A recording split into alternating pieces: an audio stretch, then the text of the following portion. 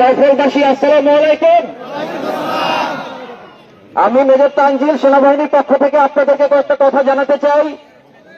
আপনারা বিভিন্ন অভিযোগ দিয়েছেন, আপনাদের অভিযোগ অনুযায়ী মামলা হয়েছে।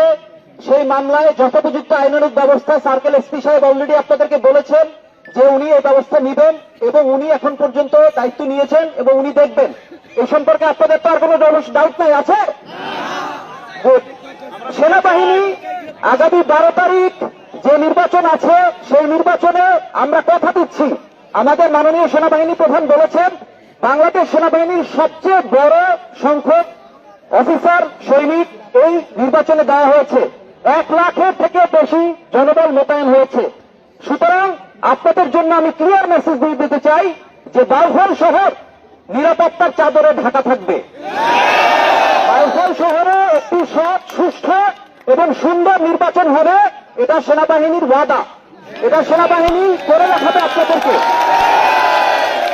সুতরাং আপনাদের কাছে আমার অনুরোধ থাকবে, এই থানা, এই উপজেলা, এই সকল জায়গা সবকিছু আপনাদেরই সম্পদ, তাই না?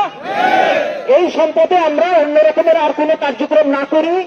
আপনাদের লোকজন এখানে আছেন, তাদের মাধ্যমে আমি বলতে চাই আপনারা শান্তিপূর্ণভাবে, নিরাপদভাবে আপনাদের অভিযোগ দাবি জানিয়েছেন।